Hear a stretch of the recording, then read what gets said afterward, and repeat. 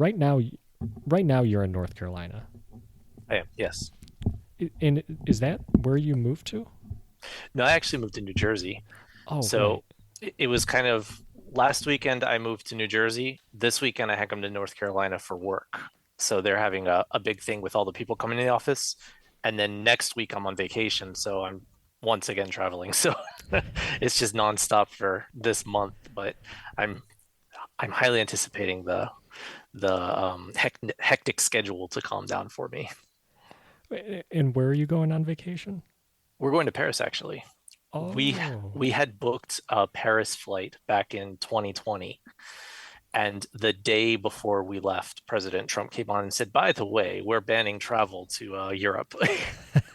It was the night we were supposed to get ready to go to the airport, the night before we were supposed to go to the airport. So, oh my gosh. That's the worst, oh the worst yeah. timing. Jeez. Now just imagine if President Biden comes on now and says, by the way, I would say, no, please, we can't do this again. Now, in Paris, are you doing like the Eiffel Tower? And that's the only thing that's the first thing I think of when I think of Paris. I think we're not going to be too far from it. My girlfriend actually used to live over there. She's a Oh medical wow. physicist. So she had been stationed in Germany. She worked with, it was like an army base, but she did their cancer treatment. So she was in Germany for a couple of years and she became very familiar with Europe while she was over there, and Paris being one of her favorite places. So I'm the tourist. She's more closer to a native, I guess you could say. Not exactly, but she's showing me around this time. Have you ever been to Europe? We went to Germany in 2019. Oh, So cool. we went to Berlin and Copenhagen, Denmark, and then we came back and immediately booked our Paris tickets. And then 2020 happened. Yeah. Yeah.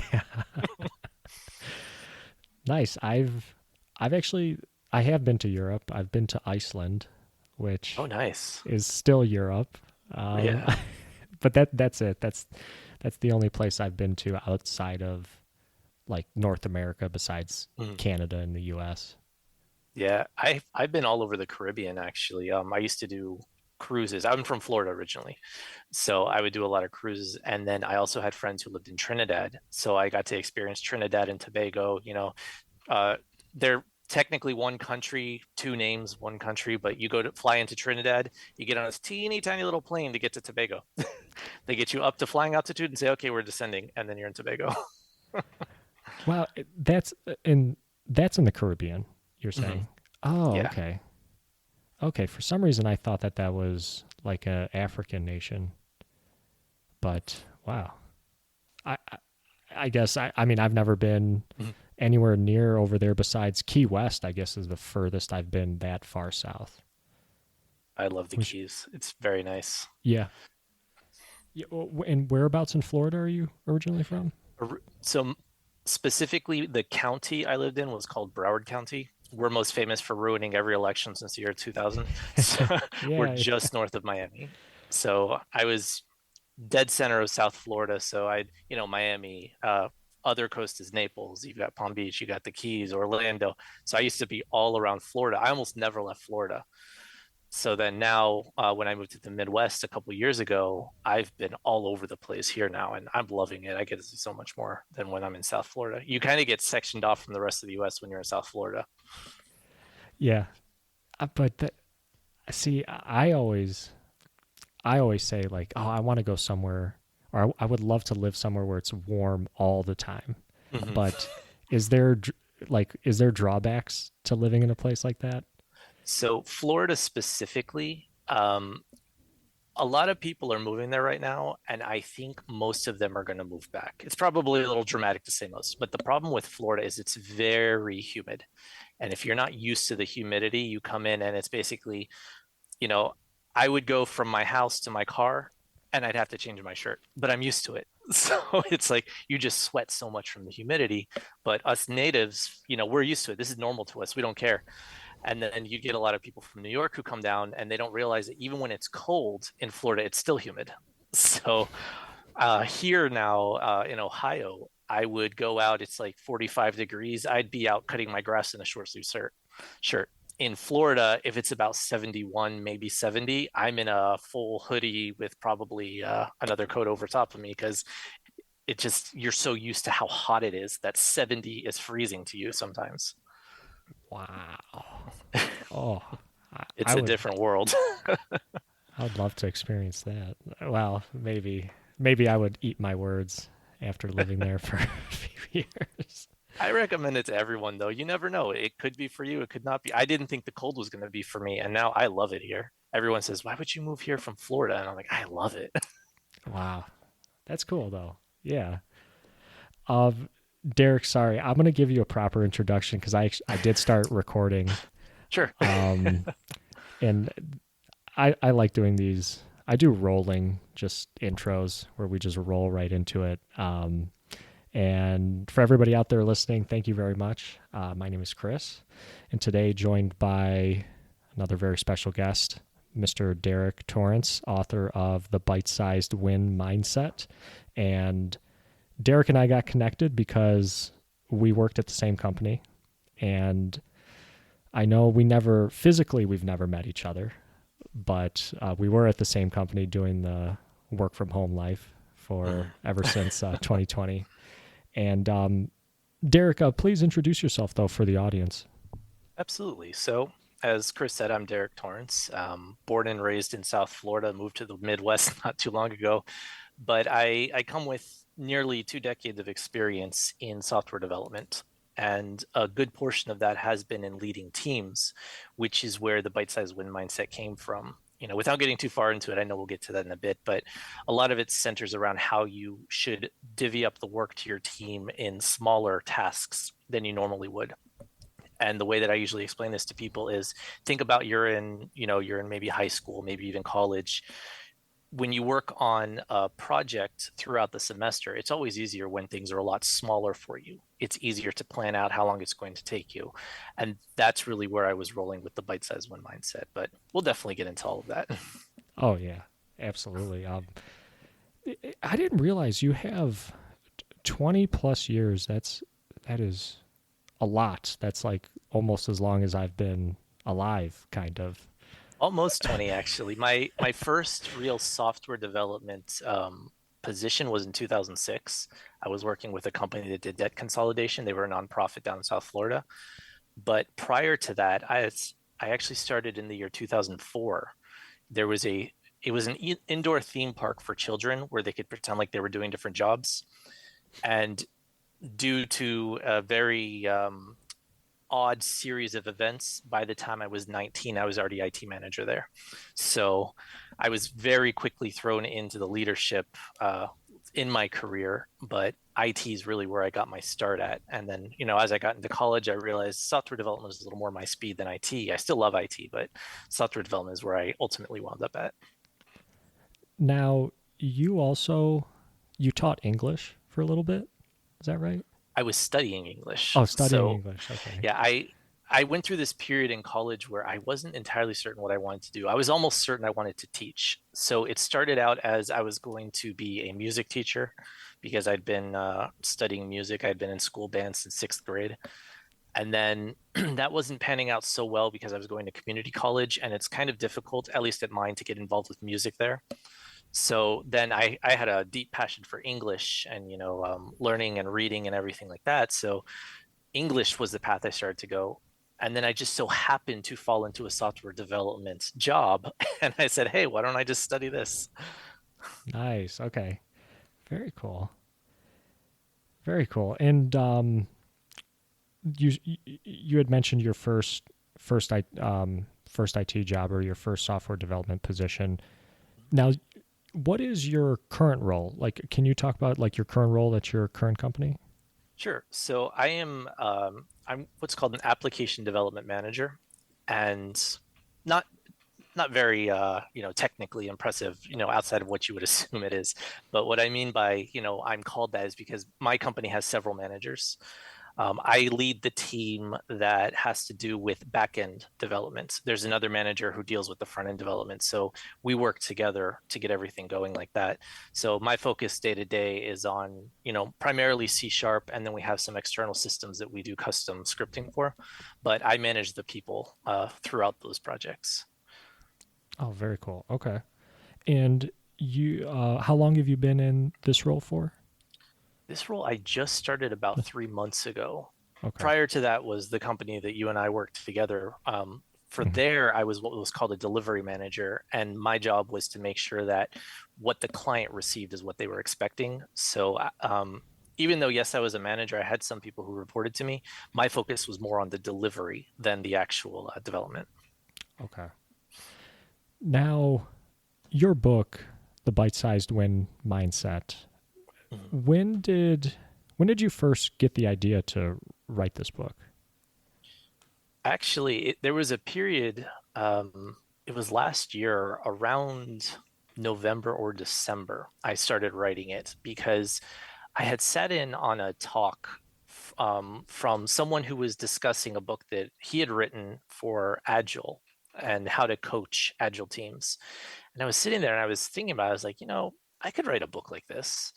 And it was one of those things where I really liked his book. I liked the way that it was laid out. I liked the things he was talking about. But I was like, we don't really have something that teaches specialized non-development things in the software field. You have team organization, you have your scrum, you have your agile, things like that, but a lot of them are usually written for the scrum master. They're not usually written for the audience of software developers, people who are focusing on the software itself.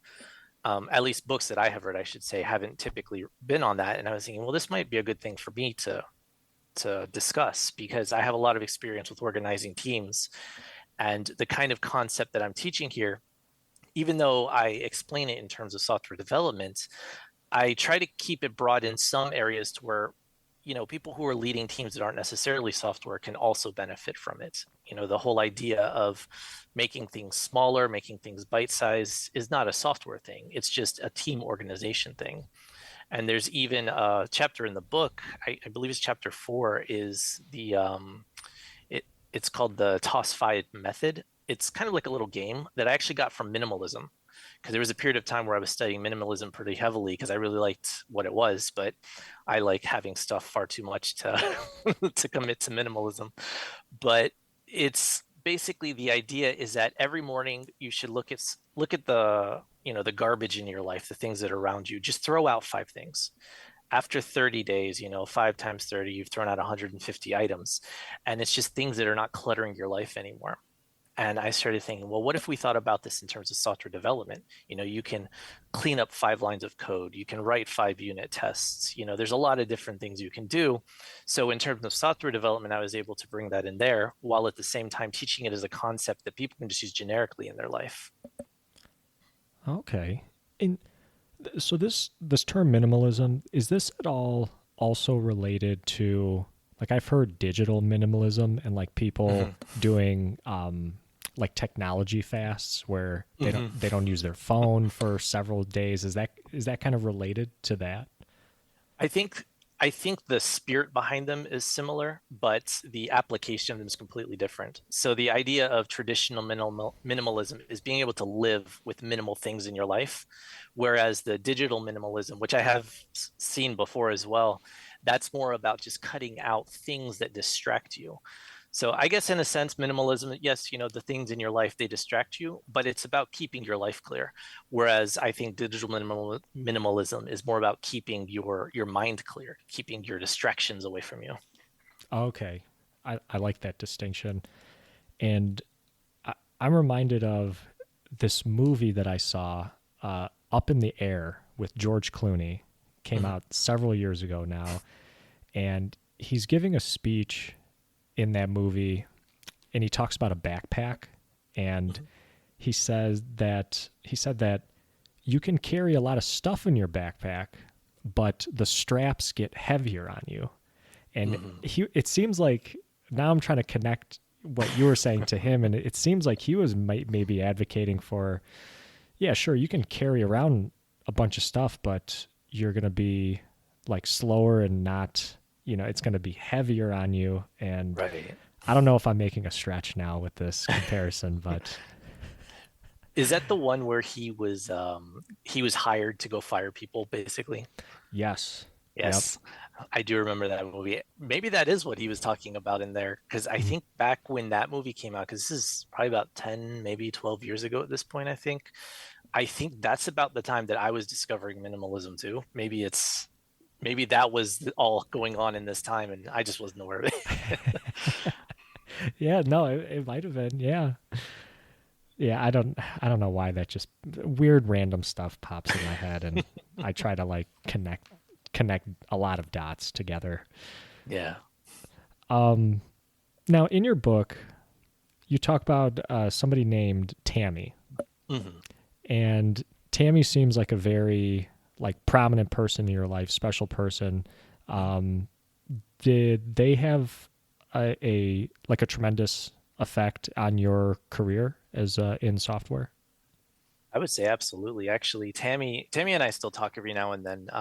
And I was telling her about the book that I was writing it, and I had included a quote that she had said to me in LinkedIn chat. Actually, we were talking about this, but Tammy was the first Scrum Master I ever had. So back in, I want to say, I said the year in the book, and it's escaping me at the moment. I think it was somewhere around 2013 is when Tammy and I first met.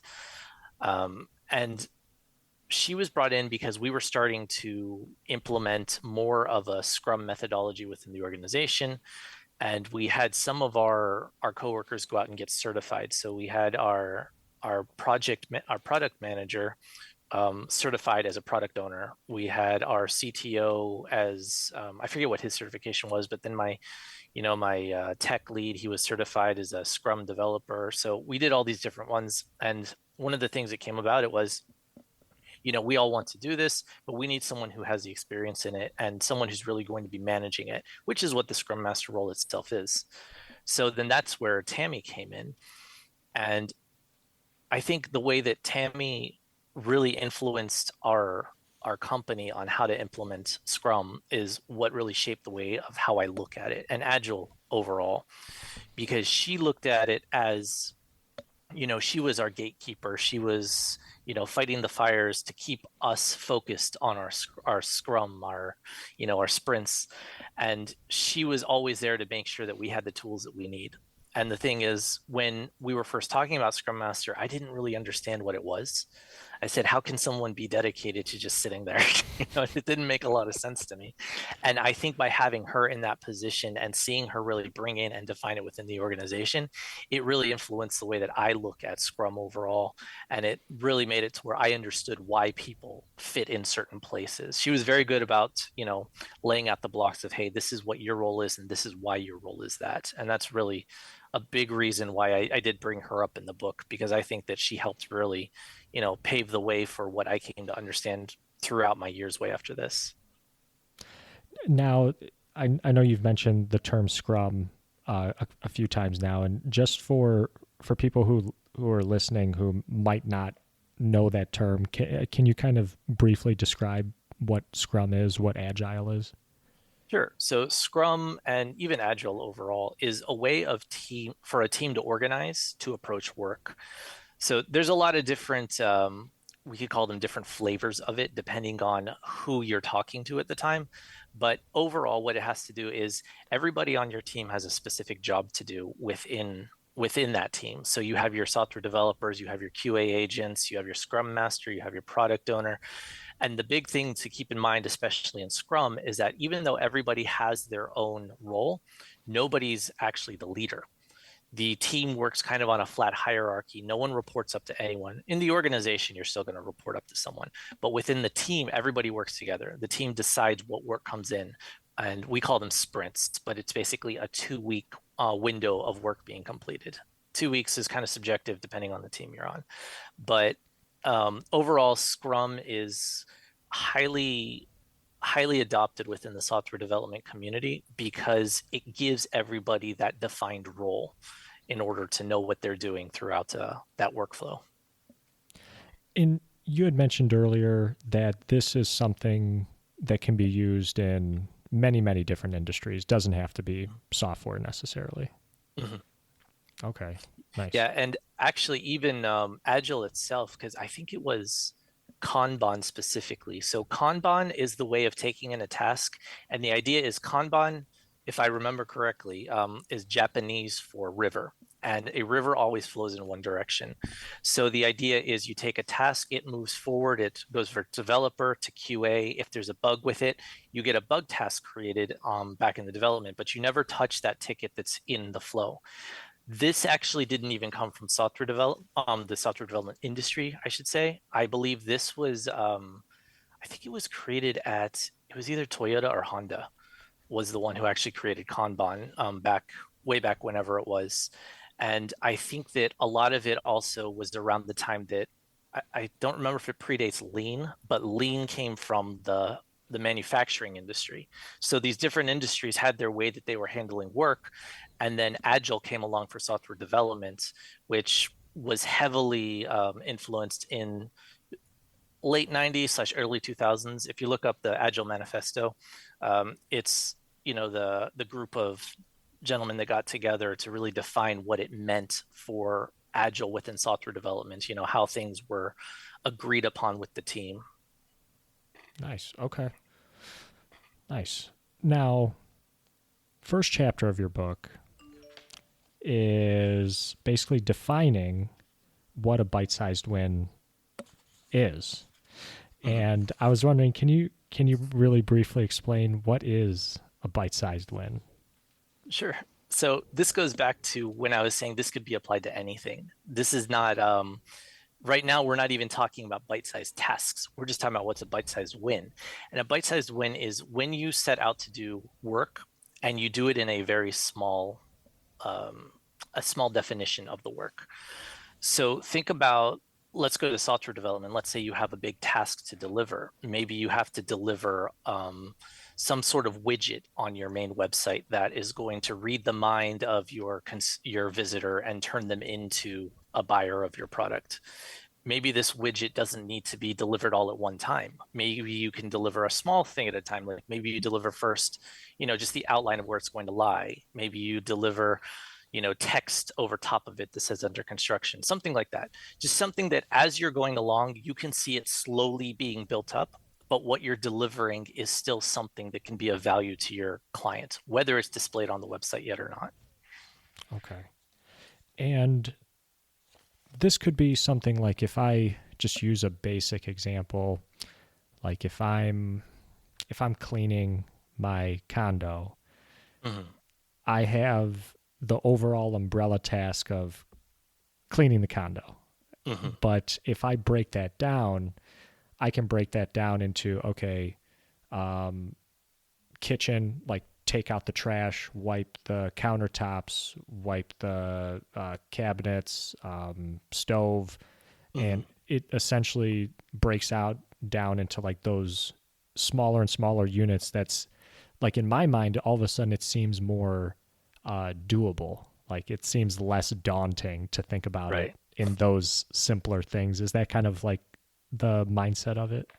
Absolutely. Because if your goal is to have the clean condo, yes, you're going to over time have that clean condo. But while you're in the middle of cleaning the condo, you're going to say, oh, I have more to do. I have more to do.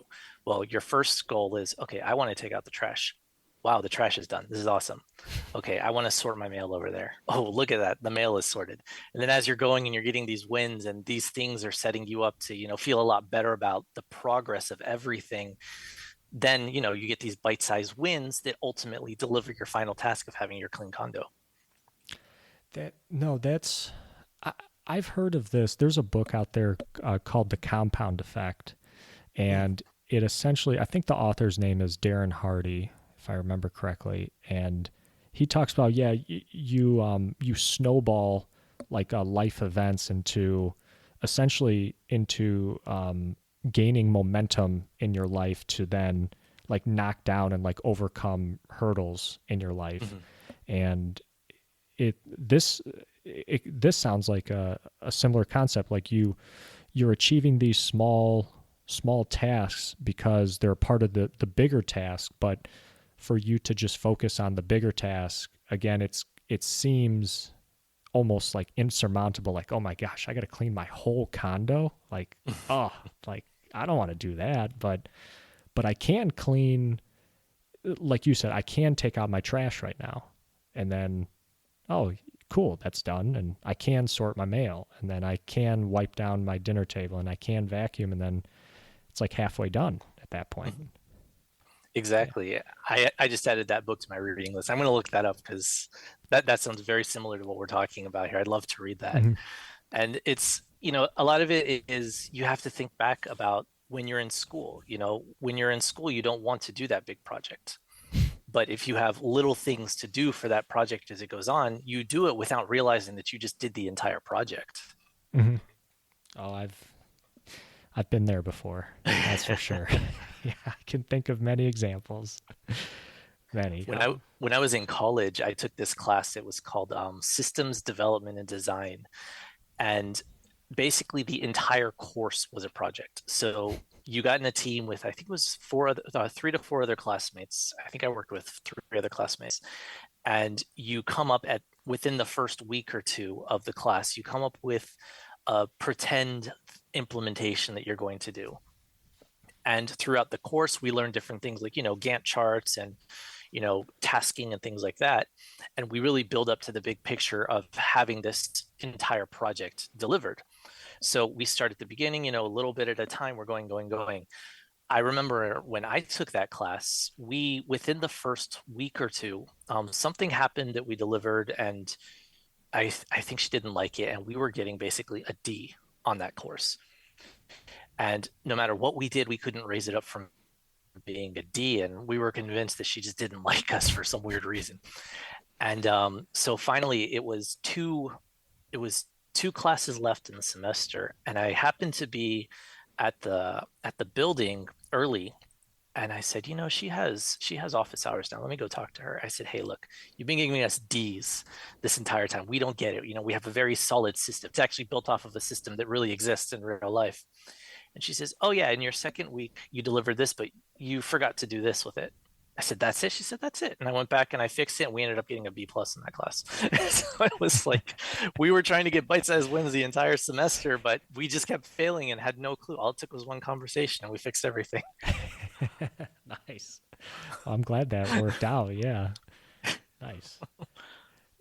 Now, so to me, this totally makes sense. The bite-sized win mindset to me, in reading your book, this all makes sense, and this is kind of how I have viewed things in my life. That if I can break them down into more manageable pieces, it's going to be better for me in the long term, just for actually completing the task, but also like my like time and energy and just mental capacity to focus on things.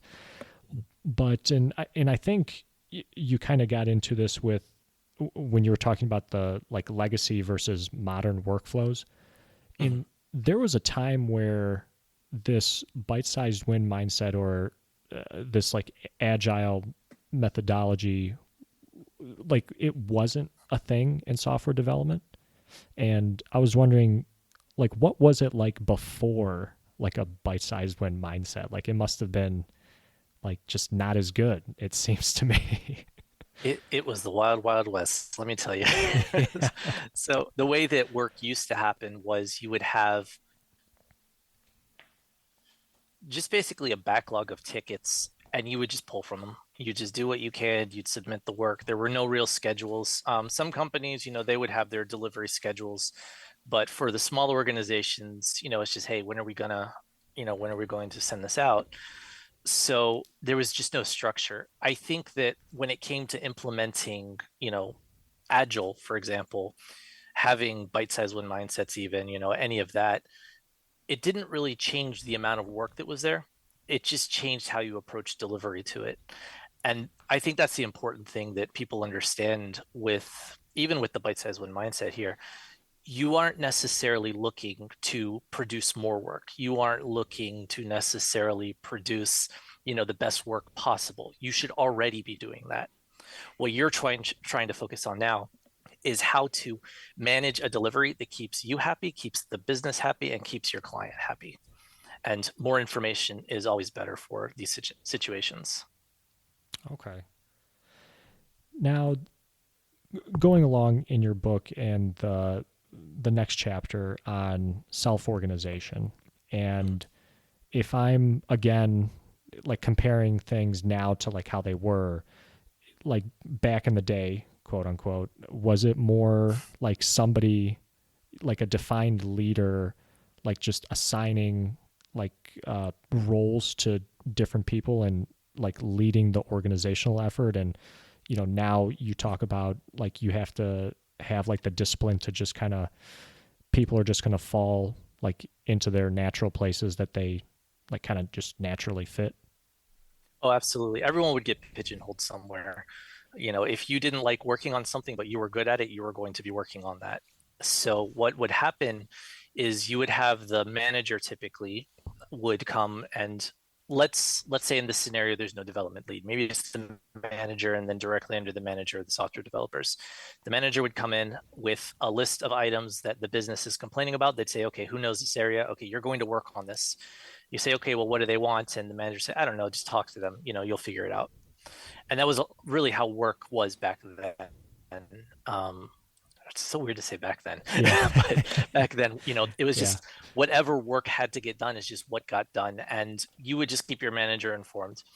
Then you started when you would get into a place that maybe you had a development lead, the manager would yell at the lead, hey, the business is yelling at me about this, this, and this. And then the lead would be that person that divvied up the work. Then the lead would schedule the deployments and things like that. So a lot of the time, even thinking back to not even that long ago, probably about 15 years ago, even 10 years ago, you would have tickets that were created in the system that were somebody sent me this email, they'd copy the email, paste it in a ticket, and then send it out to the queue. And then the developer would then be tasked with figuring out what this email even means. And then that's where something like the product owner role within Scrum became important because the product owner had to ensure that what was conveyed to the developer made sense. I even Okay. saw that at this job where I am now. I got them moved into Azure DevOps, working out of that. Prior to that, they were using Jira, which Jira, Azure DevOps, those are just ticketing systems where work is defined and the developers get that assigned.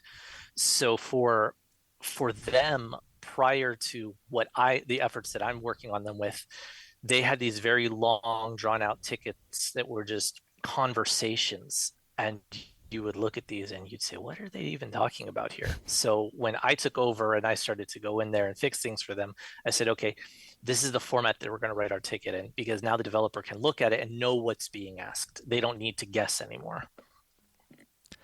And the role that you just mentioned, a product owner, Mm-hmm. is, um, Mm-hmm. that Yes. role, what exactly? Can you explain really quick, like what they do, what somebody in a product owner role does? Sure. So before the product owner, going back a little bit, because this is important to the description, we had what was called a business analyst. And I'm sure even people who aren't in a software development role have probably worked with a business analyst in the past. Their job is to find things that the company needs in order to progress. So what the business analyst does is somebody comes to them and says, hey, we need something created that does this.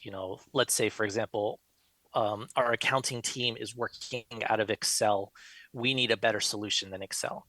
So the business analyst would go out, they'd either find software that exists or they'd start defining software that they'd like to see. They would write this gigantic requirements document. They'd package it up, send it off to the software developers and say, okay, let me know when it's launched. And that was pretty much the last you heard from them during that process, unless there were any major questions. The product owner is a little different. The product owner still holds the position of what the business analyst does, but the big difference is they own what work is being done. And this is the big thing that Scrum teaches. The team works as a whole in order to deliver a product. So the product owner, what they do now is they still go out, they still talk to the business, they find needs that they have the requirements document, but instead of handing off the requirements document, they now sit with the team. They sit with the team and they create the tickets, or maybe they create tickets ahead of time to define what the work is. If the developers have any questions during their 2 week sprint, the product owner is there to answer it for them. This is no longer a case of doing work and throwing it over the fence and saying, hey, let me know when it's completed. Now, instead, everyone actually works together. And I've heard this described before as, everyone's being very kumbaya with each other. We're sitting around the campfire, but it is really paramount to how Scrum works, because Scrum teaches that everybody succeeds and fails as a team. And I think that's one of the most important things to teach any team, whether you're using Scrum or not. If you succeed, you succeed together. If you fail together. If let's say your weakest software developer turns in something that broke the system and we just lost 6 years worth of data, that junior software developer did not do that. The whole team did that, because the team should have checked the work. The team should have defined what was in there. The team should have ensured that that software developer had what was necessary to do that work. And this is something that's very important for them to understand, is that nobody should just have something thrown at them. Yeah. I've definitely been in situations where things have been thrown at me. Oh no. And no, yeah, it's not a very fun feeling. Oh no. Um, but definitely have also experienced the other, like the good things too, and it hasn't all been bad, but yeah, it's just somehow, I don't know, I think maybe that's just a human thing. The bad things just sometimes stick out a little Mhm. more than the really positive things about my career in this industry. Now, really quick too, because I know you mentioned this role as well, the Scrum Master role, a few Yes. times, and I was wondering, can you explain that role as well, and kind of what the major functions are of somebody in that role? Sure. And I'm going to preface this by saying I've been seeing some chatter on LinkedIn recently that people don't seem to like what the Scrum Master role is being defined as, but I'm going to describe it this way anyways, because this is how I know it.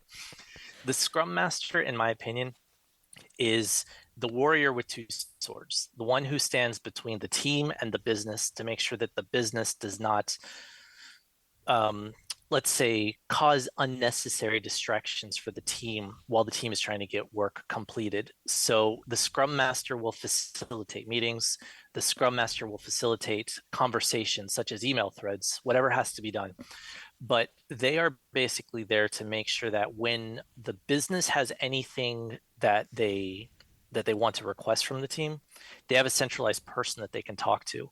And the Scrum Master, their number one concern is time. So they make sure that we aren't wasting time. They make sure we also have enough time to do what we need to get done.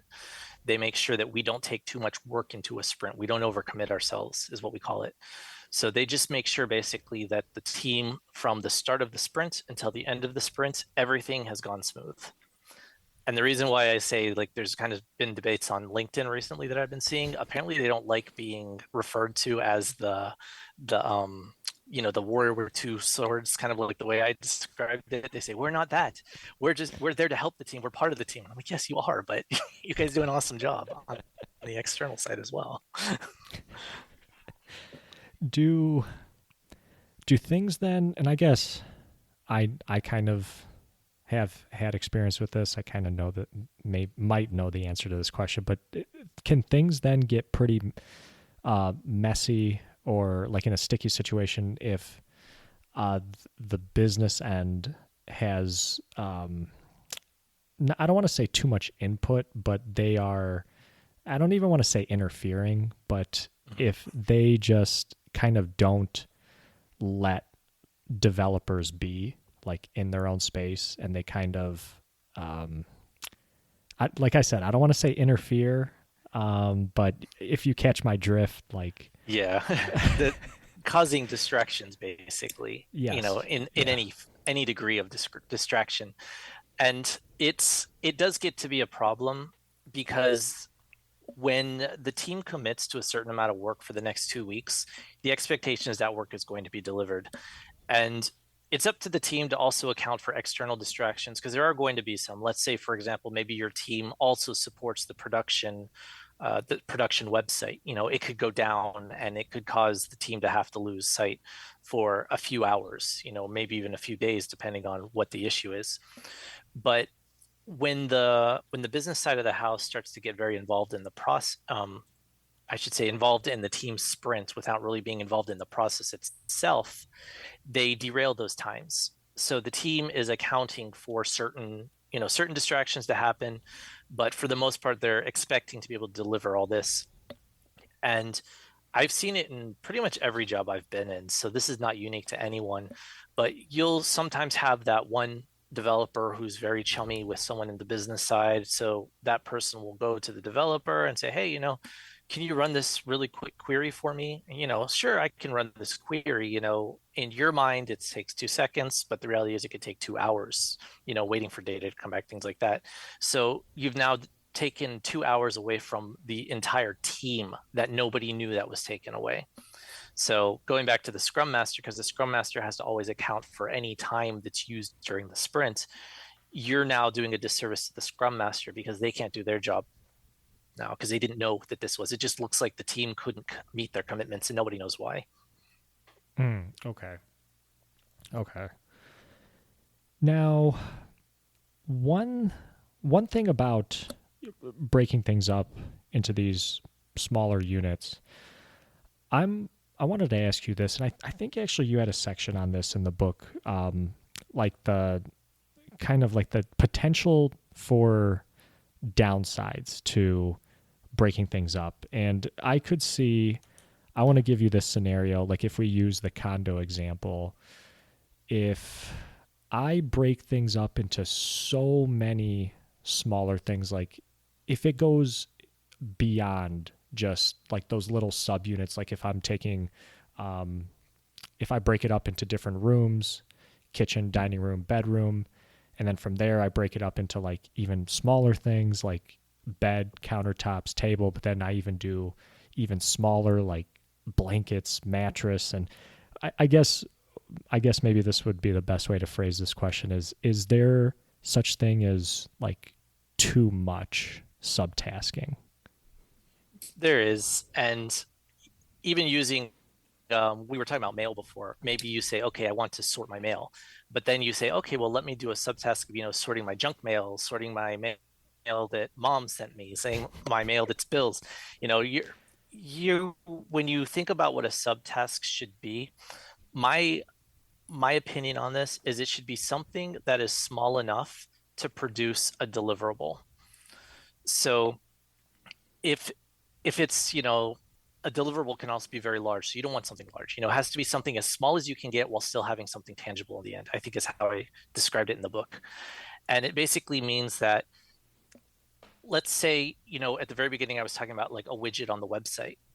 you know if you're going to split apart the user interface from the backend code, saying, oh, delivering the entire user interface is one deliverable. Well, that's a lot of work. That takes a lot of time. So let's think smaller. Okay, well, how about we have this section on the page where we kind of put a mockup at? Well, okay, a mockup might make sense because the client can see it.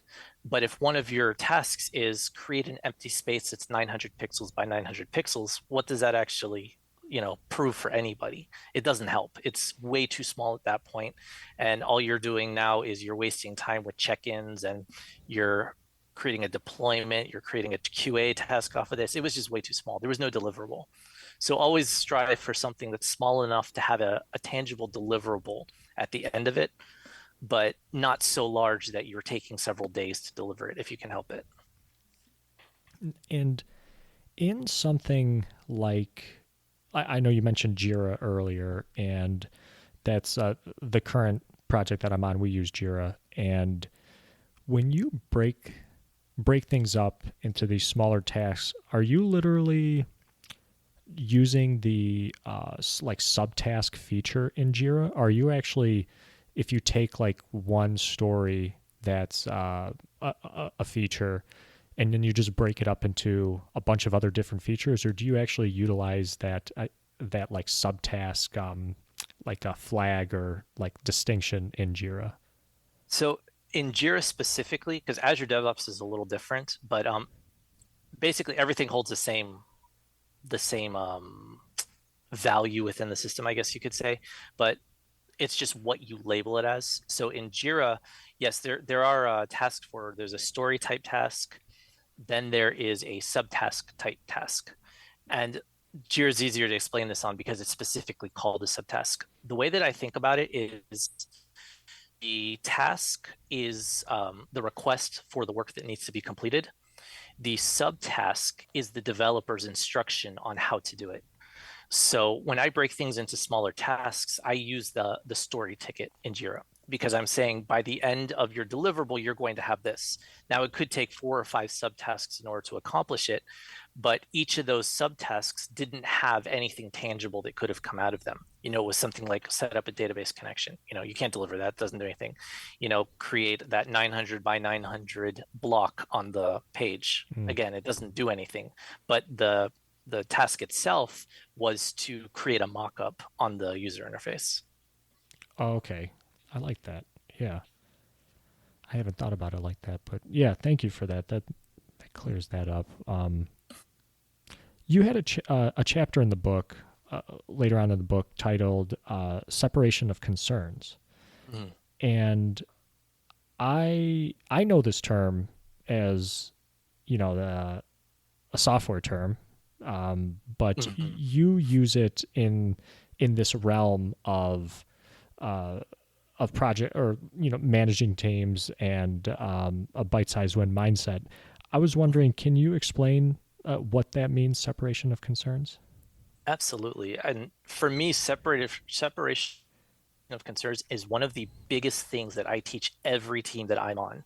Because what it does, if you implement it correctly, is you start to get everyone's mindset that nobody should do something that they're not supposed to be doing. So this can be what code does. This can be where code lives. This could be what a member of the team is responsible for doing, things like that. So, in terms of software, when I think of separation of concerns, what I mean is that let's say you have code that accesses a database. The database code should not live with the code that's doing business logic, like, adding two values together, for example.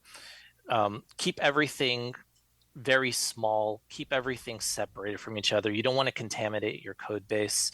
And I think in that chapter is where I talk about microservices, and what a microservice is. What it is that it does one very specific task and it does it well. So when I send a request to my microservice, I say add these two numbers, and within half a millisecond, it responds back and says, okay, the value is 7. Or I have another one, a microservice that says, okay, I want you to go to this database table and find me this record, and it should respond within a millisecond or two. And that's, if you've really done separation of concerns, that's what you're going to get. So if you have one that says, hey, get me this record from the table, and then add it up with a value from this other table, well, that's no longer separating concerns. You've now contaminated your concerns. And we don't want contamination. We don't like Yeah. contamination. um. Okay. Okay. And now, as far as bringing that term into this realm of the bite-sized win mindset, and I know you were kind of mentioning it earlier, um, like no one person should be, you shouldn't have like multiple people like crossing over basically into each other's like Mhm. business, basically. Yeah, and this is actually there's a security certification that especially financial companies need to get. Um, it's called, I think they call it SOX compliance, but basically at its core, it's talking about separation of concerns. I don't think that's what the acronym for the certification is, but what it is it's setting up your network in a way so that your database admins can access the database, but a software developer can't. A software developer cannot access a production server, but your DevOps can access that. So and that's why I think it's very important for people to get into this mindset, especially if you ever decide to go somewhere that has finance, healthcare, even government type things, you're going to find cases where you don't have access to systems. And if you're not used to it, that's going to cause you a problem because you're not going to know how to work in that mindset. So it's better to prepare yourself a little earlier for that because you never know where you will be in your career. But you should get into the habit of that's not my job title. And unless there's a direct need for me to be in here, I shouldn't be there. I like that. I should use that one a lot more. I saw too.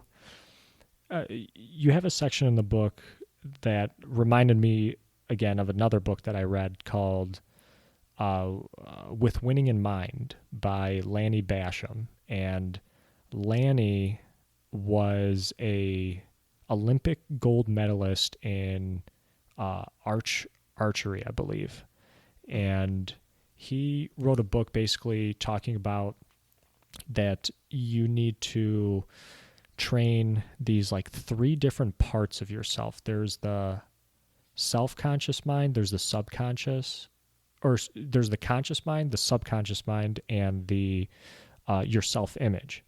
And there's a section in your book where you talk about celebrating wins, Mhm. and Lanny kind of talks about this too, in that the self-image is the most important part of your mind, in that every time that you do something right, whether it's like if you hit a bullseye out on the range, or you make like a perfect pass in hockey, or you make Mhm. all your free throws in a basketball game, like you need to stop and imprint that performance that you just did on your self image, so that your body and your mind start to believe that you're capable of this all the time.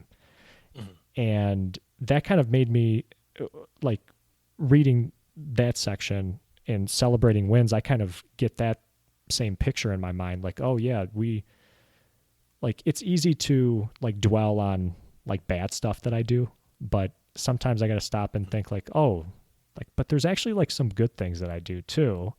And maybe I should, you know, just once in a while, like give myself a little praise and a pat in the back for doing that. Yeah. How important is it to like celebrate whenever you get some of these bite-sized wins? I think the celebration is what solidifies it in your mind because you're getting those little endorphins from delivering something. You know, you did a good job. You should really be happy that you did it. And I think in well, not I think, but in that chapter, I should say, I also discussed that you should also celebrate your failures. And it's not that, be happy that you did something wrong. It's be happy that you learned your lesson. At least I hope you learned your lesson. And by celebrating your wins, you're not only showing yourself that you recognize you did a good job, the people around you are recognizing that you did a good job as well. You have the business who now understands the hard work that went into this. You have your direct managers, your directors, they see what you did. So when the team as a whole is celebrating the fact that they did a good job, the people around them are starting to see it. Hey, what's the buzz going on over there? And of course, we're not talking celebrating like, popping champagne and things like that. It's just, hey guys, we had a great deployment last night. Share it with people, make sure everyone's aware of it, because there's going to come a time where you're going to do something that is not cause for celebration. But if people are so used to seeing that, you guys are doing an excellent job, they're not going to see a problem with, having a failure every now and then, especially if it's something you can learn from. Mm, yeah. No, yeah, that makes sense. Um,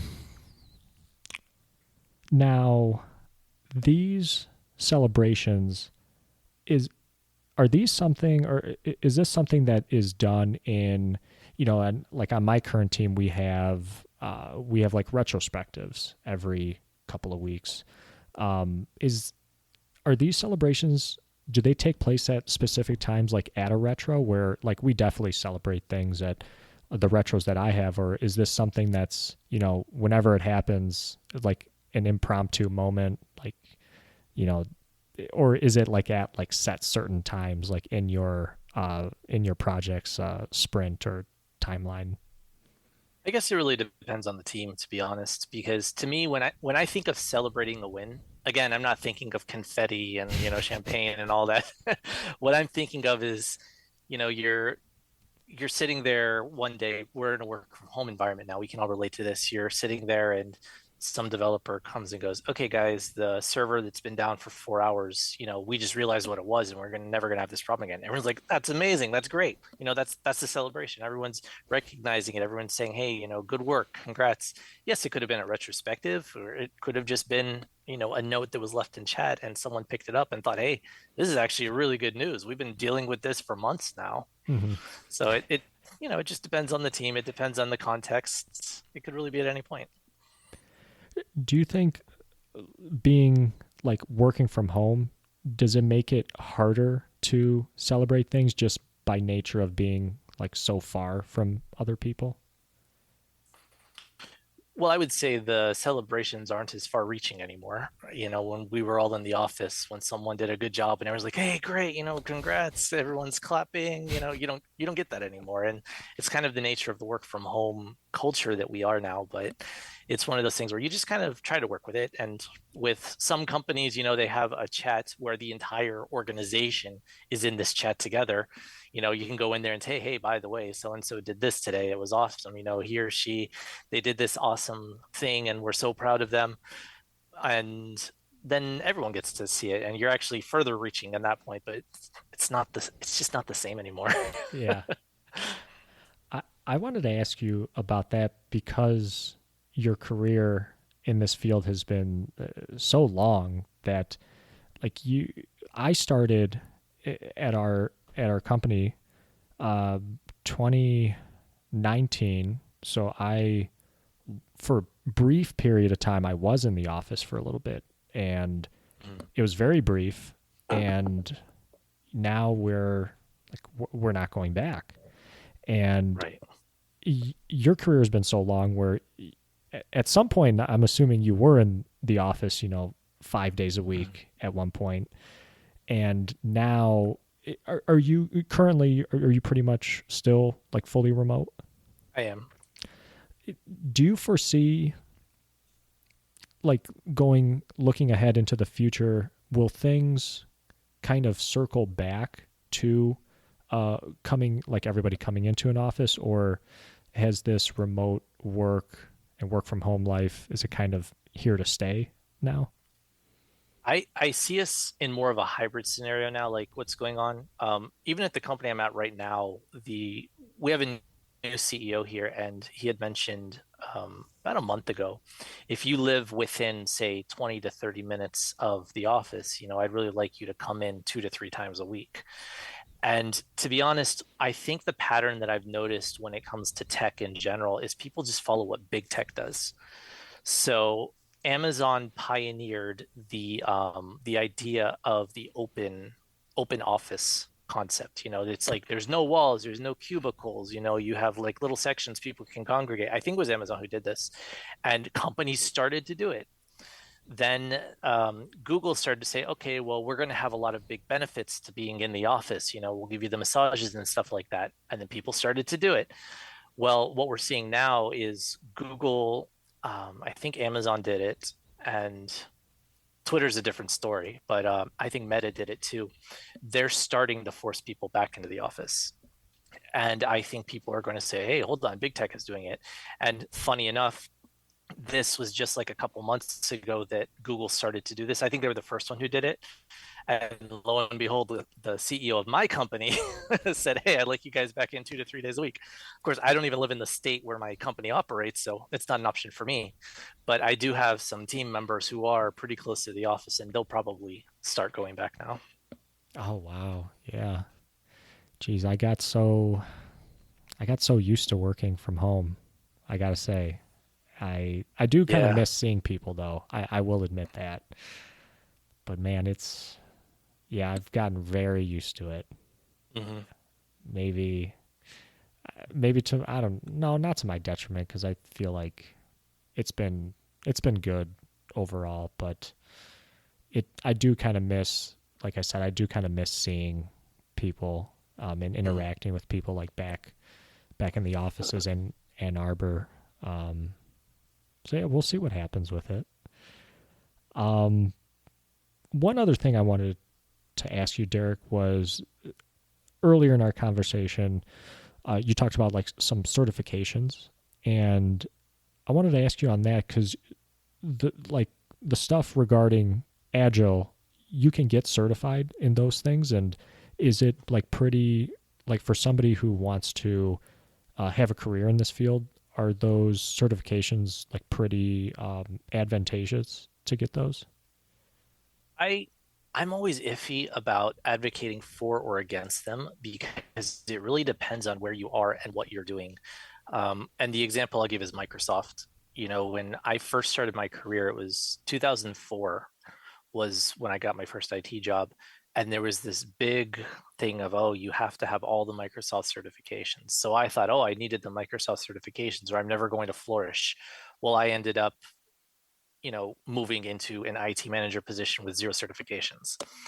And I actually just saw LinkedIn actually a couple weeks ago, someone posted, he said, hey, I've been a scrum master now for 4 years. I've had, I think, two jobs, and I have yet to be certified in any agile thing. So I think typically the advice that I give to someone is if you're going to do the certification route, do it for yourself because it's going to help you learn things that you didn't realize that you didn't know. And even with as much as I know and I advocate when it comes to Scrum, I'm not certified, but I kind of want to be certified because I feel like there are things that I'm just missing out on, probably some core things that were never taught to me. And if nothing else, it gives me an outsider's perspective of how maybe I've been doing things, you know, maybe not the right way, maybe not the wrong way, but maybe it's just a different way of doing it. Mm-hmm. Okay. Last last couple questions. Uh, One I wanted to ask you was, and I'll preface this by saying, kind of my background and how I got into this industry was I took a coding boot camp several years ago now, and changed. I was doing nothing close to what I'm doing now, and I wanted to ask you, for anybody who is thinking about getting in this field, or or rather this, do you get asked, hey, do you have any advice for somebody trying to be a software developer? Like, kind of, what do you usually tell people? So I think the biggest thing is the most successful software developers, in my opinion, are the ones who like to learn. If you're somebody who, let's say, for example, you mentioned the code camp. If you're someone who just wants to go do a code camp and then start working, and you don't really plan on doing much else after that, you're probably going to get in a position that you don't like, and you're not going to know how to get out of it. So the biggest thing to remember about software development is that companies don't like to update software. So if you want to learn a new technology, you have to be willing to teach it to yourself and you have to be willing to explain it in terms of I don't have professional experience, however, I know this. So one of the easiest ways to do it is to find an open source project and contribute to it. But I say it's easy, but that doesn't mean it's simple because a lot of the time you can't find one that's very, straightforward for someone with minimal experience in software development. But if you start to do little check-ins on their code, they'll start to see you and they'll usually help pull you into that. But biggest thing is just make sure you have the appetite for it. You have to be willing to learn. Um, I always recommend the online video websites. I won't mention any because I know you're not sponsored by any here, but there's a lot of them out there. Some of them you pay for, some of them are free. YouTube is always a great one. Just learn something new basically when you're going through. And actually, I'll add this really quick too. I know I'm starting to ramble here, but one of the best ways that I found what to learn is to look at open job postings. Go out, say, okay, I'm a software developer, like I'm a C sharp software developer, for example. I would go out and I look for senior C sharp developer positions, something that's above me at the time. And I'd see what do they expect you to know? Oh, expect you to know entity. I know, Dapper. I expect you to know your basic design patterns, ORMs, what are those, things like that. And that will help to give you a guide of what you should really start to learn. That's a really good idea. Yeah. Yeah, it's essentially it's giving you it right there in the job description. Yeah. Exactly. And I actually wrote an article on Medium one time. It was called Interviewing for Fun. And the idea was don't waste someone's time by going for an interview for them. But if you're kind of open to the idea that you're okay switching jobs, go on an interview because a lot of the time, even if you're not completely qualified for it, having the conversation with them will give you some valuable information about what you need to look out for. Don't look up those websites where they say, "Oh, this is Google's secret coding challenge thing." Like those are, in my opinion, those are kind of garbage because nobody tests like Google does. But the easiest way to do it is find a company that's interviewing one that you would be interested in. Should you be given the opportunity? Don't waste your time again, but you'll learn from them. You'll learn what they're looking for, and even if you're not prepared for it, you'll be prepared when it's time. Nice. Yeah, no, that's really good advice. I something that you mentioned just a little bit earlier. I started for the YouTube channel. I'm doing a series on the book Clean Code, Mm-hmm. and I'm just starting out in it, and there's stuff already in just like the first couple chapters that I'm like, oh gosh, I didn't even think about it like that, and Mm-hmm. it's I crazy. love that book, Uncle Bob, his whole series. Yeah, Um, After you finish Clean Code, make sure you read The Clean Coder. It's about how to conduct yourself professionally as a software developer, and it gives some advice that you would not necessarily think of. I have that one as well. Actually, oh, that's a good idea. I'll do I that like one that one. next. Now, as far as you and your future career as an author, and I know this book just came out very recently, but are there any other ideas for books that you have?